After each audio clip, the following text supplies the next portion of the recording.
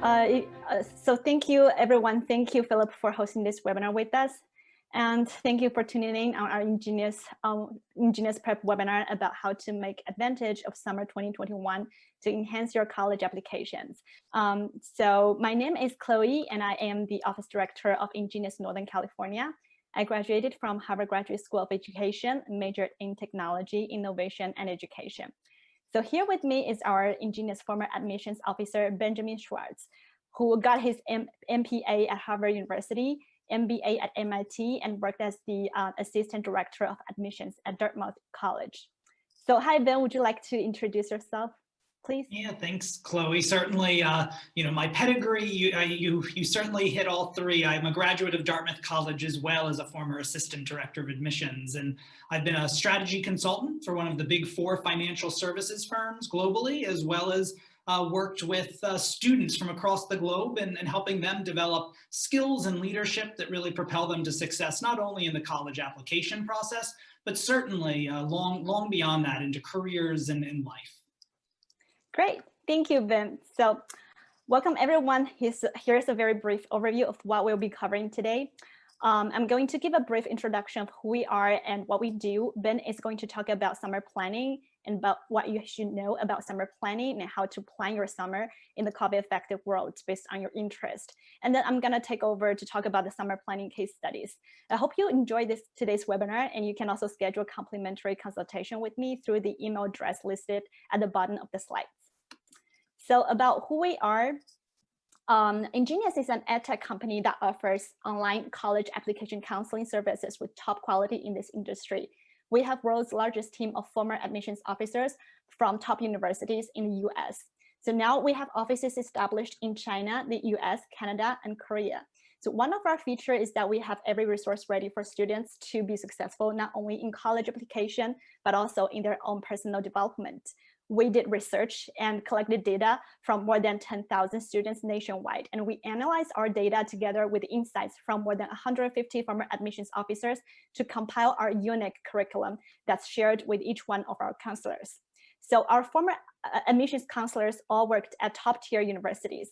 For example, on this slide, you can see Susan Schiflet was one of the former assistant director of admissions at Yale University.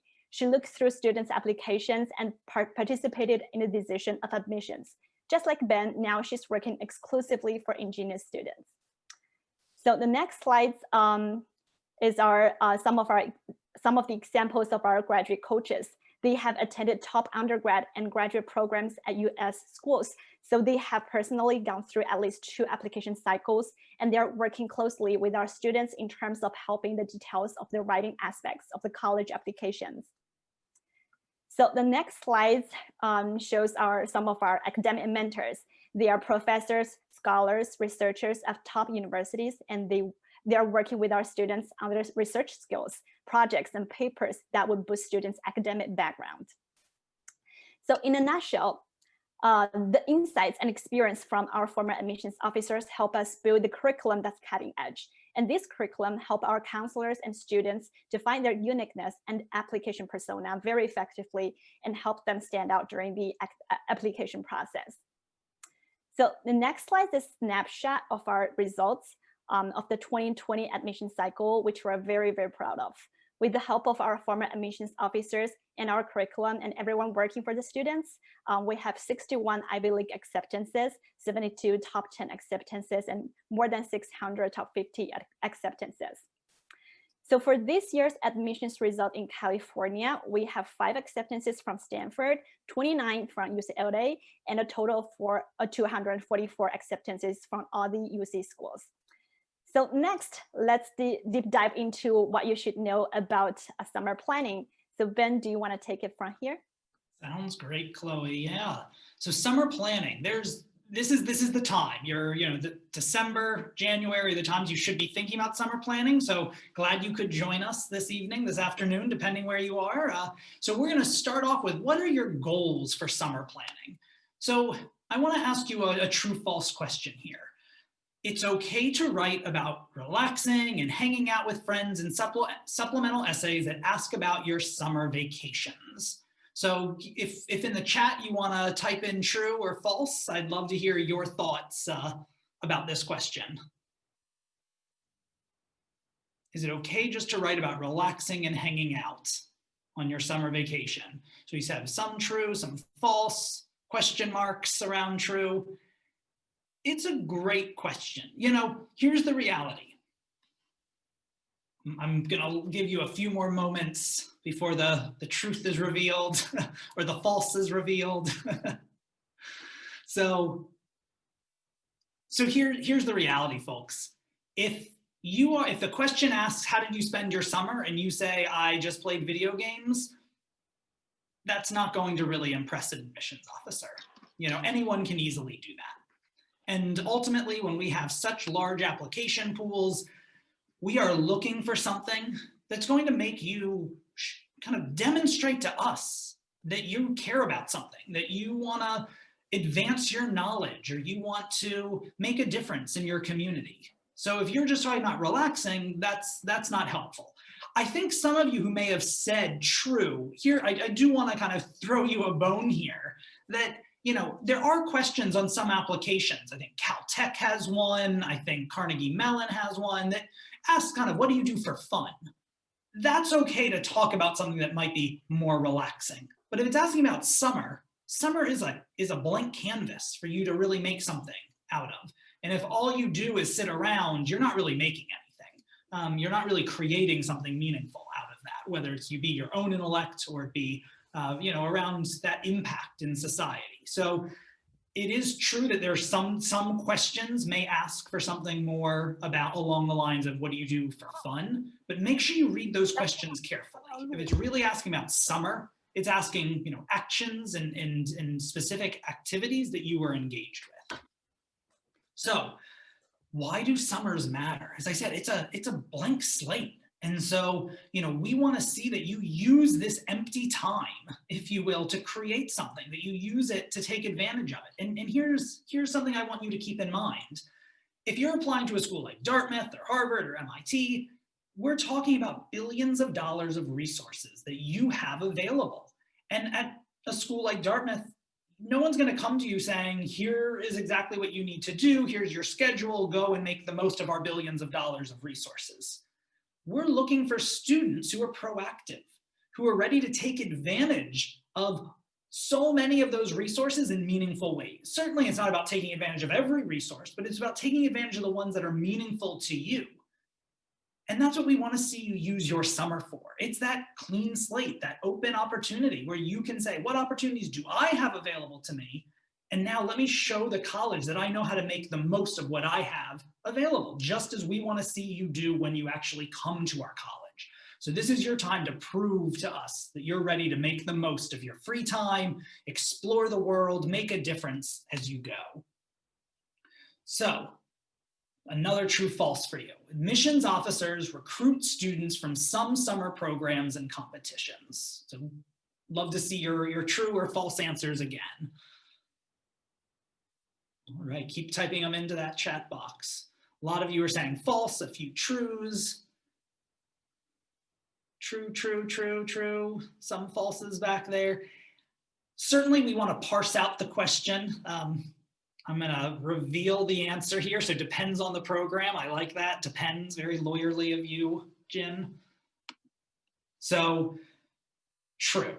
There are some programs, that is the operative word here, some programs, in which if they are selective, we are looking at those applications with a little special emphasis. That is not to say that because you went on one of those special programs that we are going to definitely admit you, but it's saying that you've already been through a selection process and highlighted as a strong mathematician through the Ross program, or you've already been highlighted as a strong writer through the Iowa Young Writers Workshop, for example. And so if you have these opportunities for selective programs that are kind of already saying we've done a screening and there's something special about your talents, then we're going to look at that highly. If you're going on one of these other programs that's more generic or more general, it's great to see that you're taking advantage of that opportunity, but it's not that same type of screen. So I see the question there, on what programs are the most selective.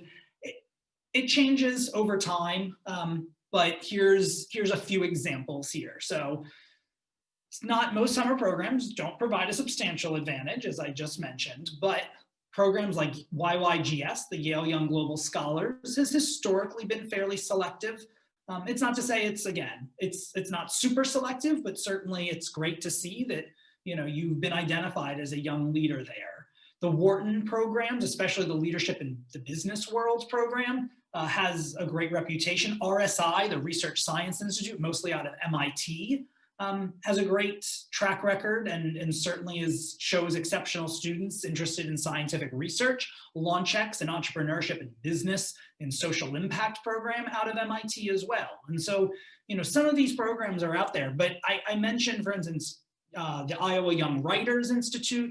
I mentioned Ross. Not all of these are necessarily at the big name schools of MIT, Yale, or UPenn. So don't be caught up in the name of the program alone.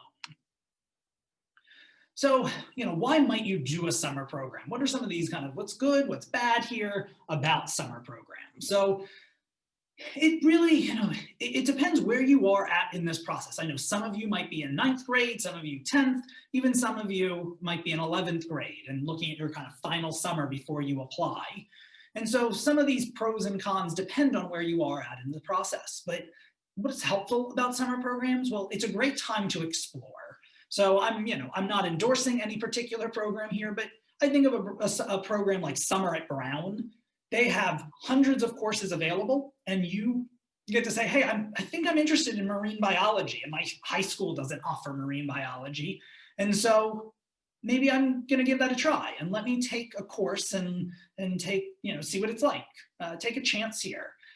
You might want to understand, what is it like to attend a college in the US? And so you might just want to get on campus. And hopefully this summer, some schools will be able to welcome students to the summer programs on campus. It's still a little too early to know for certain.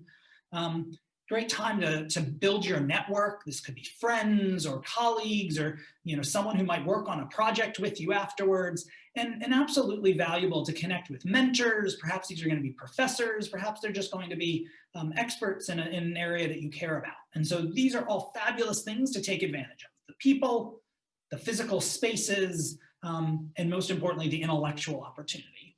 But I do want to make sure that you recognize that, summer programs are not absolutely necessary. They're a great opportunity if you have a chance and don't know what else to do. And so, as I mentioned, they're not particularly weighed heavily in this process. It's a great way to say, hey, if I'm interested in marine biology, why not take advantage of an opportunity to explore it over the summer? But that's not going to say I want to admit you as a consequence.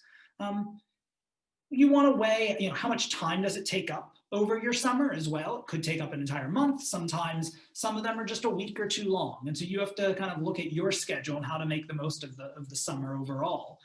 Some of these can run to be quite expensive. And so if you think of spending $6,000 on a 6-week program at Columbia, those $6,000, you might be able to start a nonprofit and do something really personal and passion driven instead of just taking courses on a campus. So you have to weigh the opportunity cost of the expense. And as I mentioned, something in which, if it's not particularly personal, you're just taking courses, there are going to be dozens, if not hundreds, if not thousands of other people who do very similar things to that. You're not going to stand out. It's not going to make you unique in this process. And so it's not going to catch my attention. It's not going to make me notice you that you went to Summer at Brown, for example. And I mentioned opportunity costs, not just about money, but about your time. What else might you do with that summer? So let's talk about some of these other programs that are out there that are great programs, but maybe not as high impact. And so we have AMC, you have Debate, Student Union, China Thinks Big, MUN. The list goes on and on. There are hundreds of potential summer programs out there. And some of them are very local. Some of them might be run by community colleges, and some of them might be run by NGOs. Some of them might be run by companies. And so it doesn't matter the name here. It's really, does it align with what you might be interested in? And so that's why these are popular. So obviously we are tucked in our homes on a webinar here. And so what does COVID have to do with summer? And I know many of you struggled this past summer, I'm sure, with figuring out how do you make the most of the last summer. And so this summer, hopefully we'll see some kind of additional opportunities, but let's look at kind of what the impact is. So a lot of programs have either not announced yet or announced they're going to be remote. Out of abundance of caution, that certainly makes sense, as we simply don't know what the future holds, and we won't know the time in which we'll finally kind of have some resolution on how safe campuses might be. Is likely going to be after an application process would need to have taken place. And so instead, colleges, admissions officers are going to say, what did you do with your summer? You had this opportunity. What did you put on your blank canvas? And so you want to think about, are there online opportunities? Are there remote opportunities? Are there, socially distant, safe opportunities in which you can still pursue? And these might be independent or they might be collaborative in nature. But now is a time for kind of creativity. Now is a time for kind of reimagining the world as we think through kind of our economics, our politics, everything. This is a chance to kind of think, how might the world be a little different when we come out of this? You should be thinking about, what could you do? What could you create? What can you imagine to be a little bit different, and put that into action? Give it a try over the summer. So as we think of kind of the differences before and after these experiences here, before COVID hit and now amidst it, a lot of these programs were, based on a campus. They were, a summer camp feel where you really got to know friends very closely. You had internships in the office. Even when I was working in management consulting this past summer, it was tough for our interns because they were remote interns. Volunteer work where you go to the homeless shelter, where you go to the soup kitchen, that's, it simply looks tangibly different these days. But before, you also would have independent projects, and these might be in-person efforts. And a lot of this now, as you see on the right column, they're just online, they're remote, they're virtual. And that doesn't necessarily make them lower quality. From an admissions officer's perspective, it's what do you do with the opportunities that you have that matter? Every student in the world has very different opportunities available to him or her. And so we want to see that you're making the most of what you do have. And so if all of that is online, make the most of what's online for you. So some examples of programs that have moved online. We have, again, Yale, LaunchX, Telluride Association Summer Program, TASP, as many people say. I've mentioned Iowa Young Writers Studio. These ones are online. There are some that are in the process of kind of looking at maintaining in-person operations. RSI, a lab-based research program, certainly will benefit if it is in person. The Wharton Leadership and Business World, this is a very team-based program, and so I think they would prefer on campus. Stanford University Math Camp, SUMAC, is as of now uncertain. I know I was just checking out their website and it's unclear what their position is going to be. And then there's also Minority Introduction to Engineering and Science.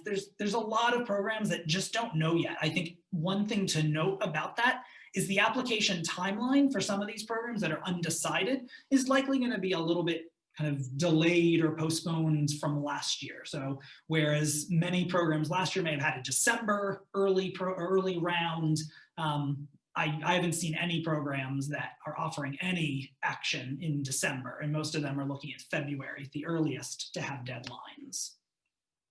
So if we think about kind of another true false, so if a summer program is canceled, it would be strategic to devote your entire break to SAT prep. So let's see your answers here, true or false. If summer programs are canceled, just study for the SAT. All right, I like what I'm seeing, guys. You're doing well here. A lot of F's, a lot of false. That's absolutely right, folks. I really am glad that you are noting this. The key here is entirety. if you have the opportunity to take SAT prep, make sure you're finding time to do that and to be able to demonstrate to us as admissions officers that you're academically ready for our institutions, but you should not, and I want to be 100% clear, you should not spend your entire summer preparing for the SAT. Life is a complex, unpredictable thing. It is absolutely the opposite of an SAT. And so we want to see that you're preparing for life, not for a 4-hour exam. So false here. So most of you got this right. It is false.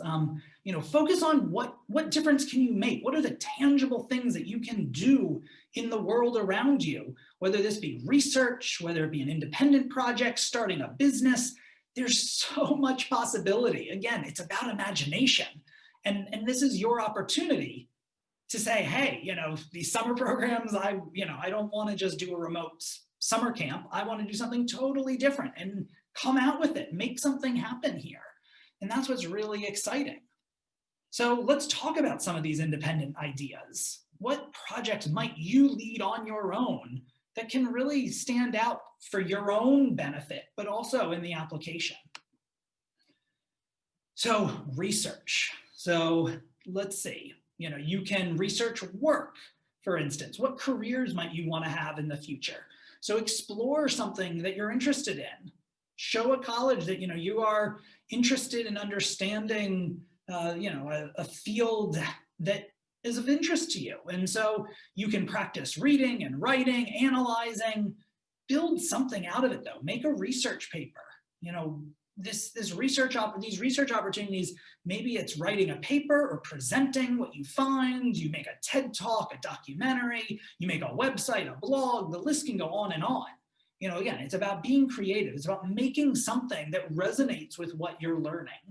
And so I really would encourage you to think about these opportunities to kind of find ways to research things you care about, whether it be an academic field or a career opportunity down the road or a question that you've been thinking of since your chemistry class and you want to understand that better.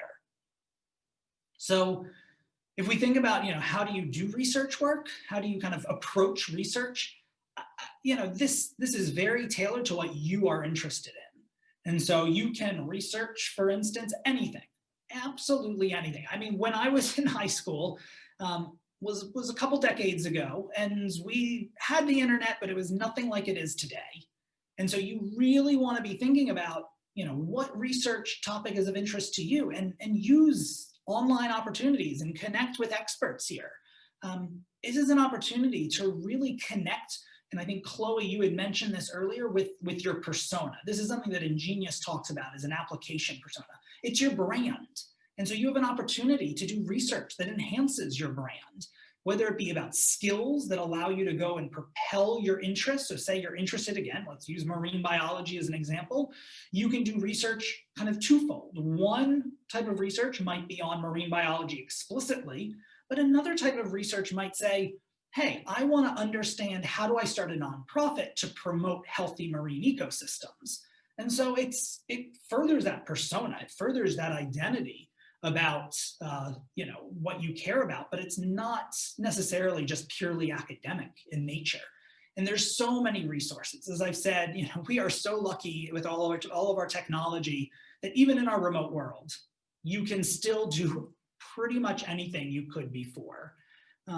And so, these are opportunities where, you really have so much at your fingertips. I'm noticing someone had asked me about, if you wanted to start a business. We'll talk about businesses and kind of the challenges you may face as someone who might be kind of younger than legally allowed. And so we have a whole section on business, but certainly, there are obstacles, but you have to be creative, as I've said. Things are different now, and this is your chance to kind of show that you know how to figure out solutions, that you know how to ask great questions, and certainly there are opportunities available. So let's say you're interested in the humanities. What might be some research you could do?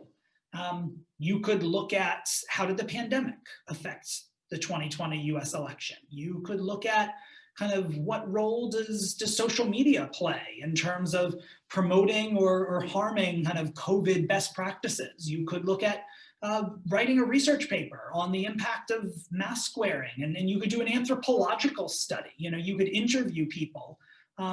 Simply getting contacts through school or through libraries or through religious organizations or other NGOs or nonprofits in your community. You could connect with people and understand and do anthropology research on understanding kind of why do people not wear masks or wear masks. There's some really fascinating opportunities that COVID makes possible that you could easily explore with just a little bit of creativity and effort. But maybe humanities is not your thing. Maybe you're really interested in STEM. Maybe you're interested in medicine or engineering. There's tons of ways, again, that the COVID world actually opens up opportunities rather than closes them down. Studying specific concepts that kind of underlie how testing is done. There's different types of tests, and so understanding, what are the principles behind those different types of tests and how do they work. You might look at, how the medical field has handled the virus, and what does this mean for the future in terms of handling pandemics.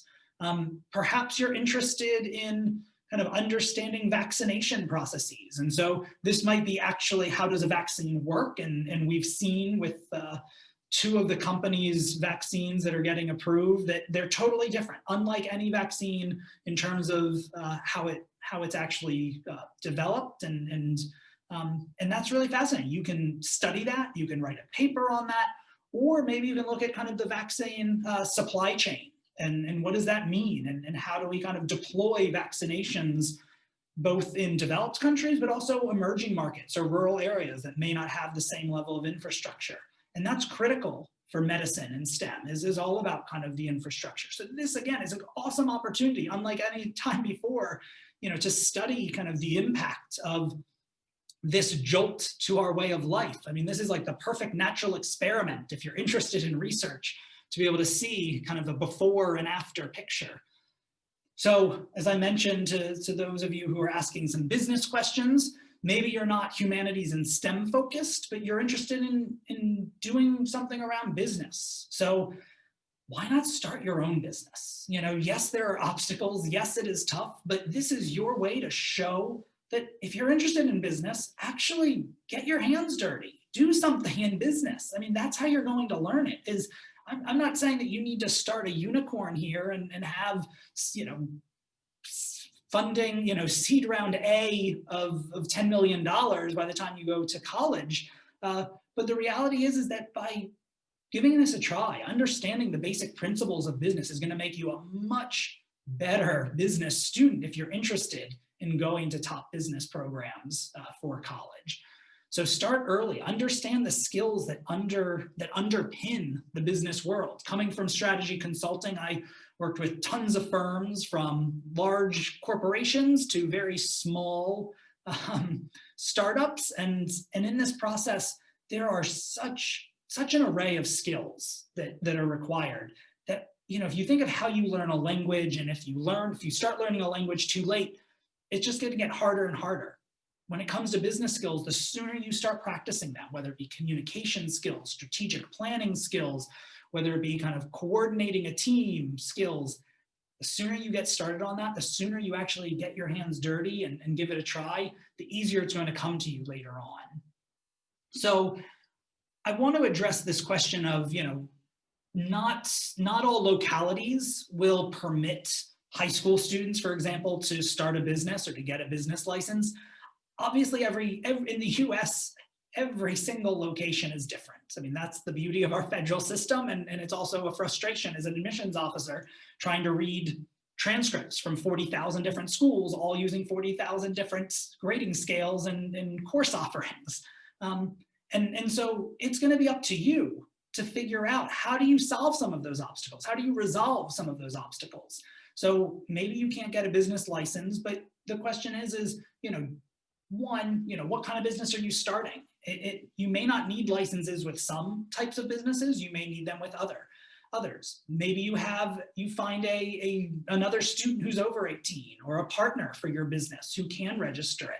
there's tons of opportunities here. And yes, you'll have to be a little bit creative. Yes, there are going to be challenges, but that's what business is. It's a set of challenges that you need to solve along the way. And so giving your go at this, is really a powerful thing. So let's talk a little about how you might start your own business. So, sometimes we talk about brainstorming an idea in the Valley. Oftentimes people are talking about, what's the problem that you want to solve? Just be careful. You don't want to create problems that you're solving, or you don't want to kind of have a solution in which you are going to create a problem for it to fit. So really take time to do research, to talk to people around you. Friends or peers in school might be one way. Do a survey. Set up some interviews with friends about challenges they face. There's there's infinite opportunities if you're creative about this. So, seek out those opportunities. And that's a process of brainstorming, of listening, of understanding the market. Once you have kind of an understanding of the challenge that you think you can solve, you want to build a business idea that solves it. And this means testing that idea. And I know Philip had shared a design thinking for impact program. This is what design thinking teaches you, is, how to kind of understand the situation and create possible solutions and iterate on them. And so, design thinking is key to not only engineering and STEM, but also business. You'll want to look at pricing, and there's tons of theories behind pricing. So you could do an online class, for example, while starting your business to understand different theories of pricing, cost-based pricing, willingness to pay. There's so much you could look at in terms of pricing. The logistics, whether you're developing supply chains or you're getting approval on an app store, you're going to learn so much along the way. And if you're less of the kind of numbers person, but you're more of the kind of storytelling person, marketing or publicizing your business is also an incredibly important opportunity. And this lets you practice those storytelling skills through the marketing process. So I really encourage you to, consider something like starting a business. So to share some examples here. So maybe it's a COVID tracking app that actually gets used. I know we have them built into our phones, but maybe you can gamify it and turn it into something that people actually will be using. Maybe you want to help your local community where, say, Uber Eats or Grubhub or whatever app that's available isn't actually working. And so maybe you find a way to connect with local restaurants and really serve their needs, not just kind of the generic one-size-fits-all platform approach. Maybe it's an online tutoring program, or it's a clothing line or jewelry line in which you start. I mean, all of this is possible. And summer with this blank slate is, such a beautiful time to work on it. So any startup is possible. Students have done everything from camps to I've seen students do kind of business programs abroad, for example, and start ways to deliver medicines, for example. I have a family in West Africa, and so a student of mine had started a business to use drones to work with pharmacies to deliver medicines to rural locations. This isn't a nonprofit, it's not an NGO, it's a business, for-profit business. So you have a ton of opportunities here. But maybe you're not interested in kind of the typical business side of things, but you really are passionate about a cause, a social issue. And that's where a nonprofit can certainly be a powerful opportunity to use your summer to start one. And I want to acknowledge that a nonprofit is a business. It just operates as under US tax code, at least, as a not-for-profit, typically a 501c3, so a charitable organization. And with that in mind, it means that you're not optimizing for financial gain, for profit. You're optimizing for a much more ambiguous, much more intangible outcome. And this is extra, extra hard. Running a business is hard. Running a nonprofit is even harder. But it's incredibly important. I mean, there's so many market failures in our economy, whether it be around healthcare or be around education or be around housing. And so nonprofits step in where there are failures in the market. And these are opportunities to kind of deliver goods and services that aren't being met in the kind of traditional marketplace. And so this requires a high level of involvement. It involves knowing a community. It involves kind of not just understanding the core business toolkit, but also the social impact toolkit on the other side of that same coin, to run an organization, but also to make sure that organization is not just delivering monetary value, but also social value. So starting a nonprofit is an incredible way to kind of get to know people, building a network. You know, the nonprofit world is often much more collaborative than competitive. And so you get to know people in that area. You don't have to, you know, people aren't kind of keeping business secrets, trade secrets here. And you can imagine, you know, what powerful stories you'll have when you go in for an interview or you write your supplemental essays to share, you know, not just kind of the business principles, but also the social principles and the values that we're looking for in students, those personal qualities, as we heard in the Harvard lawsuit, in which colleges are looking for. So how would you actually go about starting a nonprofit? You know, it starts with a cause. It starts with understanding, you know, what is an issue that, you know, you think you have a solution to solve, and what's an issue that isn't being solved in a traditional kind of for-profit competitive market. So kind of look around and think about what are some of those challenges. So brainstorm and identify an idea. You'll need a board of directors. It depends on the state how many people. Typically it's a minimum of 2, sometimes it's 3, 4 or more board directors are required. Once you've incorporated within a state, you'll have to, if you want to be a not-for-profit, you'll have to kind of register with the IRS at the federal level to get that tax-exempt status. Again, that's typically 501c3, but there are 501c4s and other types of not-for-profit organizations. You'll need a bank account. This is all same with a regular business or the for-profit business. You'll want a bank account. You'll need any possible licenses and permits for a not-for-profit. You'll need permits to fundraise if your main revenue model is through donations. It is possible, though, to sell services and products as a not-for-profit. You're just simply saying, we're not making a profit off of it. We're not doing this to increase our financial gain. I can't have investors. Instead, I need to kind of start with other capital that doesn't come from investments, because there's no profit to turn back to investors. And so, you know, at the end of the day, it's about kind of getting word out that you exist. And that's whether it's a for-profit or a not-for-profit, this marketing opportunity. If you're interested in kind of storytelling and sharing ideas through visualizations or through words or through publishing kind of articles, you know, there's great opportunities in both the for-profit and not-for-profit sector to practice those skills. So, you know, anything is possible when it comes to kind of an interest in entrepreneurial pursuits, whether it's for-profit or not-for-profit. So, you know, this could be around, you know, solving disaster-related issues. And so housing, access to medicine amidst disasters, supply chain issues. You know, you could look at designing a easily deployed house or tent or something after a disaster strikes. I mean, certainly, sadly, for folks, family and friends who lost homes with the wildfires, you can imagine, are there ways to quickly deploy low-cost housing in communities? Maybe it's homelessness, certainly for those of you kind of tuning in from major cities where homelessness, and in rural areas, frankly, where homelessness is an issue. You know, you might find ways to kind of support individuals who live without homes. You know, the list goes on and on and on. There's no dearth of problems in our world today.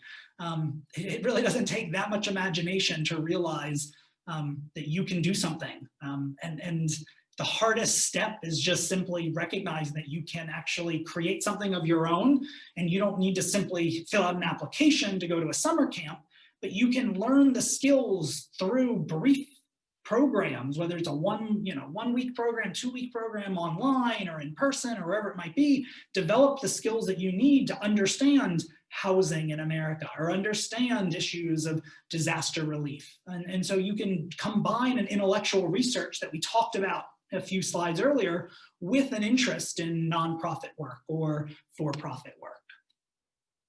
So self-directed opportunities here, are really a powerful way for you to make great use of your summer. And again, stand out in a way that says, this is who I am. This is not about, I filled out an application and I, simply partook in something, but it's really to say, I'm bigger than that. And I think what's neat about summer is you can mix and match these programs. And so this is not to say, don't do any of these camps. This is to say, maybe start with a program, start with a camp on, whatever it is you're interested in, a skill that you need, whether it be design thinking or an understanding of marine biology, and then say, now I'm going to take those skills and I'm going to turn this into a not-for-profit enterprise in order to decrease ocean pollution, the microplastics in the ocean. Let me understand that. Let me do an online course. Let me learn about design thinking, actually solve this problem, for example, and actually come out with a theory of change, a model that actually kind of can operationalize an idea and a cause and actually have the intended and desired outcomes. And so this kind of use of this blank slate of summer is really awesome, that you can assemble your own summer experience that really is tailored to exactly what you care about. And so this, for me as an admissions officer, helps me say, this is a student who knows how to take advantage of resources.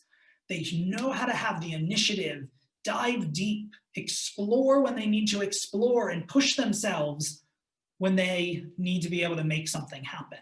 And so, whether it's leadership skills or it's creativity, or it's, the list could go on and on and on about the types of skills. It might be technology skills. It might be specific science-based skills. It might be writing skills. This is your chance to demonstrate your strengths. And so don't miss this opportunity to be creative and imagine what's possible over the summer. Start thinking about, what resources do I have in my own home? Think about, what could I learn online? What can I do? And I think these, last 2 points on this slide are really, frankly, the most important. Have a plan. Just use a small whiteboard or just kind of in a notebook, and just say, here's June through August. Here's my 12 weeks. And now let me just say, here's what I want to have my nonprofit launch by August 1st. So let me take the first 8 weeks to do, the first month to do research, the second month to understand how to incorporate and assemble a team and start fundraising, and then fill out all the paperwork by August 1st, and then actually launch your services. I mean, this is what's so amazing, is that you have this opportunity, but you do need to give it structure. It's not going to happen on its own. And so create that plan. You can really be able to just start working. And that, I think, most students struggle with, is they put it off, they put it off, they put it off. And the students who stand out in the admissions process are those who just say, I'm just going to lean into this. And I don't know exactly how it's going to end up, but I'm going to start.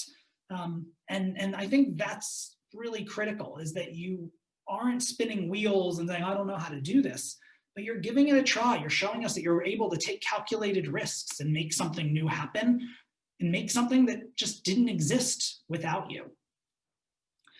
The opportunities here, if you need to build skills, take the online classes I mentioned, watch a TED Talk, maybe you set up some type of lecture series or just kind of conversations with experts to help you out, and you actually end up launching a magazine or making a documentary that demonstrate the skills that you had in the intellectual pursuits. So, we've talked a lot about ideas from STEM and humanities, business and entrepreneurship, of for-profit and not-for-profit. Certainly consider, what's available in your own community here. And so, there's ways to search for internships and volunteer opportunities and jobs and TEDx and intellectual ideas. So in your own home, start searching and see what's out there, and recognize there's a whole host of opportunities. If you're interested in STEM, here are some websites for you, whether it be STEM Village or it be NASA. There are a wealth of opportunities in every field. Arts and humanities, museums. Check out what museums in your area and ways you might be able to support them remotely or possibly in person. Acting camps, dance classes, it's incredible what human imagination makes possible, that, you can do online dance classes. Why not? Business programs, I spoke at length on business. This is certainly a far from complete exercise here. You heard about the design thinking course. I've worked through a nonprofit called Sage Experience, in which we are based in West Africa, and we bring students from across the globe in a non-COVID world to our program in rural West Africa to lead projects. And it's amazing what students come up with. We've had students build mobile libraries. We've had students who built a windmill to power charging stations for phones, for cell phones in rural communities where there's no electricity.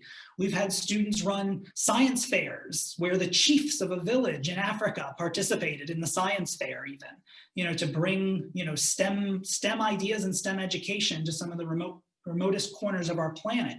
And so, the list of programs that you're seeing here, there's a wealth of opportunity. I encourage you to think, what's right for you? What are the skills you need? Are you looking for programs to develop your leadership? That's where, my program, Sage Experience, that I've worked on before, students get that. Are you looking on the business side? Are you looking on the design thinking side? All of these, you need to decide which is right for you. And so how are you going to make this plan for you in our COVID world? So it needs to be based on your interests. And so, I know Chloe had mentioned Susan earlier. So she's a former assistant director at Yale. And, we've been hearing that, coronavirus at some level is a leveling force out there. And Susan's quote here reflects that. It's a chance for creativity and independent students. This I think is really a critical moment. Even if you have very little in your home, you have an opportunity to be imaginative here, to create your own thing out of, the frustrations that we're all facing.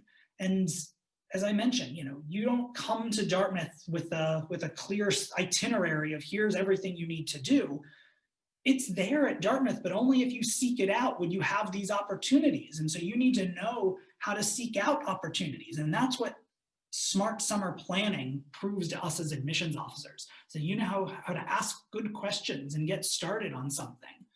And so, enroll in STEM classes, volunteer in your hospital, do research with peers, try writing a scientific research paper, publish an app. All of these are things for STEM students. If you're a humanities student, write a screenplay, make a documentary.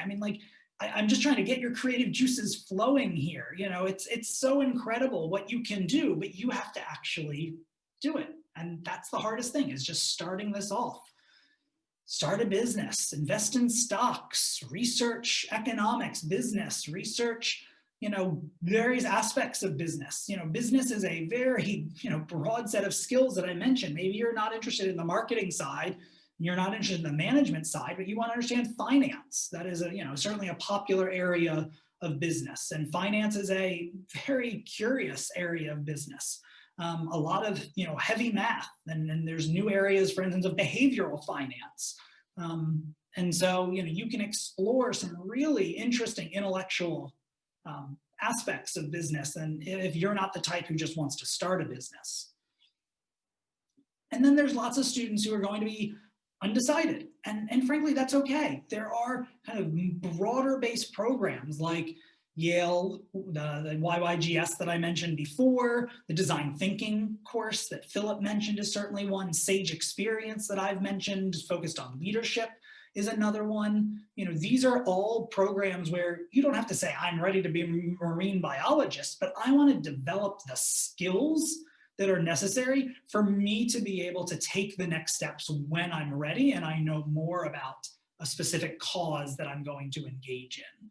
And so you can start remote clubs if you're not ready to apply to a particular summer program. You want that independent experience. You can start a website, or a podcast could be a fun way to do this. One of my foster sons has started his own YouTube channel and now has thousands of followers. And it's just during COVID, he went stir crazy.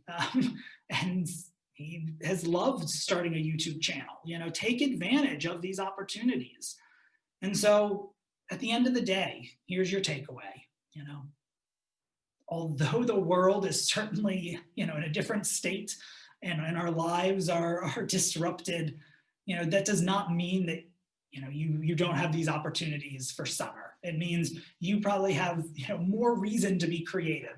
And so take advantage of these self-directed programs. Take advantage of mixing and matching all these different opportunities to achieve kind of the end goal, the end outcome that you believe in. And students I've worked with say, I'm interested in issues of poverty. And when we kind of peel back the layers here, they wind up doing some really fascinating things. Some of them build online data visualization tools that show and visualize New York City's issues that lead and contribute and indicate poverty. They've developed literacy programs. They've developed all types of things. Some of these can be done from the comfort of your home, and some of them, you know, might be things where you're laying the groundwork, especially if you're in 9th grade now. Start with a broader base. Think about kind of what are some skills that are going to be important in the future, and use the earlier years, the younger years, to explore and develop core skills, communication skills. You know, this might be project skills. This might be, you know, exploring different disciplines that you have an interest in. So explore those topics, especially at the young age. And as you get closer to that senior year, to the summer before your senior year, by that point, you should be really working on a cohesive project in which really shows off and showcases your strengths and what you've gained over the prior summers. So summer programs are, you know, a fabulous opportunity. There's a wealth of opportunities for you to show us that you're ready to take advantage of, but now it's up to you to really build and direct your course over these summers. I'm gonna invite Chloe back here, and she's gonna walk through some case studies. Great, thanks, Ben. So let's check this student case study. This student, Casey, who worked with us from 10th grade. So let's see the next slide. Great, this student is from Virginia, and she went to a private high school, and her GPA is good, but not extremely good. She got a 1500 on SAT, and her field of interest is digital humanities. Her application persona, or counselors made for her, is digital historian, working to share immigrant stories through innovation and technology. Great. So Casey was interested in 2 disciplines, social science and computer science. She wasn't unsure of how to pursue both fields. And these experiences were typical for high school students. For example, they all did Model UN, robotics, etc. So what's worse is that she attended a competitive high school, but she's not the best in her high school. So next slide, please. Yes, we firstly explored her interests using psychometric testing and reflective writing to help her better understand her motivations and preferences. Great. So her counselor also suggested using guided reading to explore her interests in depth. Great, let's go to the next. Great. So about extracurricular enhancement, rather than having Casey pick either social science or computer science, her counselor advised her to combine both interests. Her counselor created extracurricular plan to guide their work together, established the goal of creating a digital humanity project that shares immigrant stories. So this is the project they created together. For the summer planning, her counselor wanted her to gain hands-on volunteer experience in this interdisciplinary field. So they created a bank of opportunities for Casey to pursue. So then they narrowed the options through meetings. In the end, the girl volunteered with an immigrant resource center and highlighted this experience on her Common App when she actually applying for college. Her counselor also advised that she earned an oral history certification. But while this is not essential to get certified, but this experience could help her become an expert in this field. So the result is Casey completed oral history certification from Harvard and Baylor. and listed this activity and experience in her activity list when she's applying for college. So here's a snapshot of Casey's interest after codification. Before codification, she's just interested in computer science and social science, but without specific activities to support that interest. After codification, she completed 4 different activities and projects to integrate these 2 disciplines and showcase her expertise in these fields. Great. So when it came to college and major choice, she applied to Cornell College of Arts and Science with a major of Science and Technology Studies, pursuing a STEM major through a liberal arts lens with a strong match. It is a strong match for Casey's interest. So the result is she really did it. She was admitted to Cornell University early decision. This is actually very interesting. Yes, so in an interesting example. So I'm wondering though, then if you were the admissions officer who's assigned to read this application, and how would you weighting on this application from your admissions office perspective, and what would stand out to you in this case? Great question. I think I really like this slide here about kind of the codification that you spoke of, Chloe, because it's so often that, I see a student who has generic interests, computer science and social sciences. And it's like, what does that mean? And the student often struggles to articulate that. But seeing kind of very clear, tangible examples in which they can fill in the intangible personal qualities that they've practiced and developed along the way is incredibly powerful. And certainly the activities list that would reflect, these 4 related programs, initiatives, really, just highlights a kind of coordinated, thoughtful approach that Casey has followed. And that makes a big difference. There's the intellectual side that she's really approached this understanding from an intellectual standpoint, but as well as an impact-oriented side, the volunteering and actually creating a website. And so I think that's nice to see, not just saying, I'm going to go out there and do stuff, but saying, I want to understand the issue so that I can do a great job with it. And so I think this kind of combination of the intellectual underpinnings plus tangible, turning this into tangible outcomes is particularly noteworthy. And I think the Cornell officers certainly acknowledge that as well.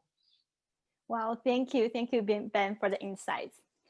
Yeah, great. Thanks for all the fantastic information. So we can go to the next slide. Great. So to sum up, I'll go over the information very, very fast. So our dedicated counseling and exclusive program for enhancing students' background, we got this fantastic admissions result this year. So here are some examples of our admissions result. Actually, I already mentioned that at the beginning of this presentation. So we can just go over really fast. The next 2 slides are our examples. So we can just skip this. So here is our different programs. Our different programs all contribute to such an amazing result. So our candidacy building is designed for 8th to 11th graders, with which we strategize early and build their profile one-on-one with a former admissions officer. Academic mentorship allows students to conduct an individualized mentorship with a professor. Writing class to improve students' essay writing skills, and we also offer application counseling for 12th graders. So the last slide is information if you about my WeChat account. If you wanted to know more about our upcoming webinar and workshops, please scan the QR code on the right to join our Ingenius exclusive webinar group.